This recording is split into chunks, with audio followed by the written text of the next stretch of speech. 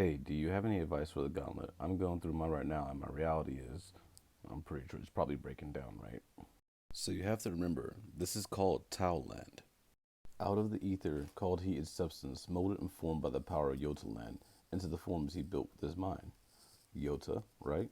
Rearrange it Toylan, and it's missing the will of D. So you gotta throw some D into it, right?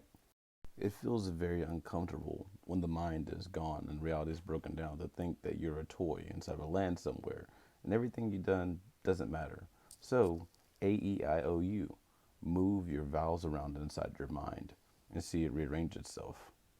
Don't go into those dark illusions that what you've done doesn't matter because it all does matter in the end. TOU, the Tao, the temple of understanding. And a land is a country or a place. In this case, Tao land is the whole creation. Anywhere that you go, by what you understand the wisdom that you've embodied, you can use and manifest. You're just trying to accumulate certain truths within yourself to gain access to deeper movements within everything. Remember, my purpose is to lead you back to the Creator. That's the first and foremost thing. Because once you know the person that can't die, you know he'll bring you back. It's kind of a deal. You make a pact with the first being. We have rules that we bind ourselves to. Remember, inside truth, he is unnameable, since there is no one prior to him to give him a name. Everything else is just something that people call him. A little excerpt from the Radiant Sutras to help illustrate the point. Elaborate rituals and garish images may be useful in meditation when your mind is whirling with thoughts of sex, money, and power, wandering like an elephant in heat. Go ahead and use those tools, but yet no, beating drums and blaring trumpets cannot summon the one who is already present. I am not a collection of incantation known only to experts. I am not a ladder to be climbed, a sequence of piercing energy centers in your body. I am not to be found at the end of a long road. I am right here. From the Brihadaranyaka Upanishad, when the sun sets Yajnavalkya and the moon sets and the fire goes out and no one speaks, what is the light of man? The self indeed is the light of man, your majesty, for without we sit, work, go out and come back. The self, pure awareness, shines as the light within the heart, surrounded by the senses, only seeming to think, seeming to move. The self neither sleeps nor wakes nor dreams. When the self takes on the body, he seems to assume the body's frailties and limitations. But when he sheds the body at the time of death, the self leaves all of these behind. The human being has two states of consciousness, one in this world, the other in the next, but there's a third state between them. Not unlike the world of dreams in which you are aware of both worlds with their sorrows and joys. When a person dies, it is only the physical body that dies. The person lives on in a non-physical body, which carries the impressions of his past life. In these impressions that determine the next life, in the intermediate state, he makes himself dissolve impressions by the light of the self. How are you asleep while you're also awake? You daydream. You enter into a different state of consciousness. And within that place, guess what you can do? You can do something like this within yourself to create your own stuff out of the ether. I recommend though, while reality isn't very stable, you focus on what is stable within you instead of trying to shift the things about on the outside of you. You show the display within yourself of how cool it can be to attract the creator's attention. Because remember, the temple's within you. It's inside one of my tagged videos or my pinned videos on here. You have to understand that you've entered into a state of quantum superposition. Superposition is the ability of a quantum system to be in multiple states at the same time until it is measured. The creator can't be found inside the sequence of how you pierce the chakras and stuff like that. But still, the chakras are all parts of your brain and they're spinning and rotating. They all do activate and they all get pierced as the Kundalini rises. They're going to put off whatever sound and vibration it resonates with within you because it's supposed to be completely customizable. So sit there and be inside yourself and let these different things go into superposition. Where they're spinning one way really fast and then start spinning the other way, even though it's still going this way. That's that in between state. Everything hits that. Then start focusing outside your head. Start feeling above your head. You want all that energy inside to go up and outside above your head and form the soul. And remember, your mind is your artificial intelligence. So even as everything gets disorganized within yourself and it seems crazy, start to reorganize yourself by your own personal understanding. Not what your mind knows, but You look out and it's like, oh, that's a tree. This is ground. That is earth. What type of tree is that? Let your mind do the whole scan thing. If it doesn't know what it is, it's not going to pull up to be like, that's this type of tree. Doesn't matter. It's a tree. It's something you can learn about. There's the AC thing. There's light switches.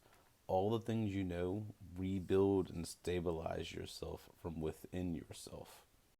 Only you can sort out the foundations of yourself from within yourself. Take a moment to stop. Breathe all the way out. Breathe in. Let it out. And feel yourself in that empty state once all your breath is out. Like feel the heat in the body, the thing within you that desires to take a breath. Let it burn.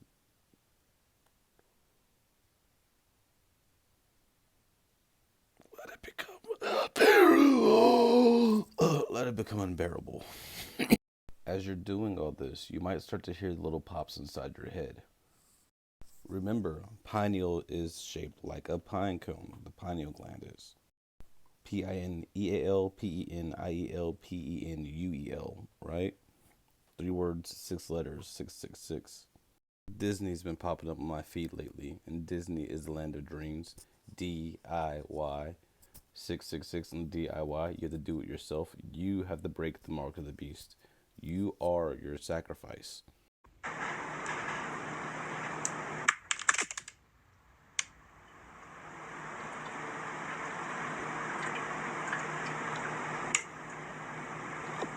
That's the secret of the difference between the mark of the beast and the seal of God. As you can see, to receive a mark in the right hand or in the forehead is supposed to be the mark of the beast, right?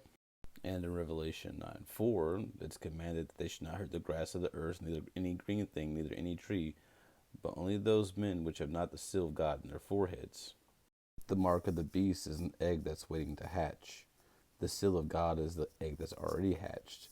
And once it's opened up, you can think of every point inside of here around the singularity like a mirror. Inside the middle of your pineal gland, there's a singularity. This is where it should start to change your consciousness.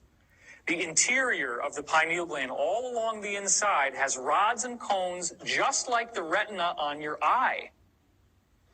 Do you think that maybe when they called it a third eye, that they knew what they were talking about? Do you think that an eye must have a cornea and a lens and all this vitreous fluid in it like we have? The fluid is there, but you just got the retina. So there's something that appears to be happening inside. It's like there's a little television in here, and you can actually get audio out of it, and you can get video out of it, and that video feed is being picked up by the rods and cones, and that's your imagination. That's the mind's eye. Okay? So if you can start to imagine the idea that there's this complex electromagnetic shield that starts forming like this, and you see all these weird rotations happening around it, and they're all going in these different directions.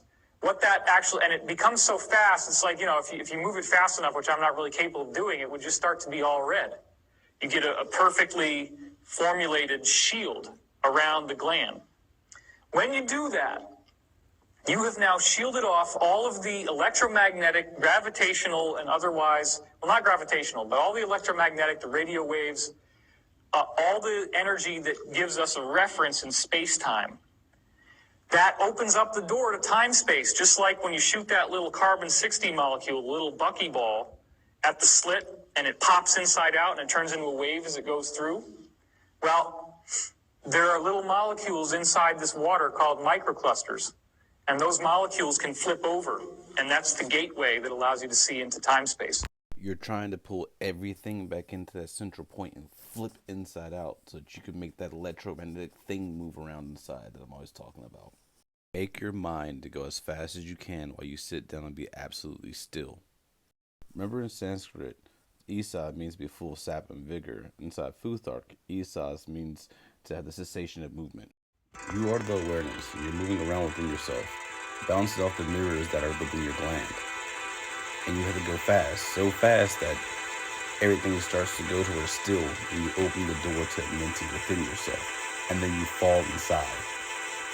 Amplify yourself. Turn the person you know yourself to be into ash to reveal you.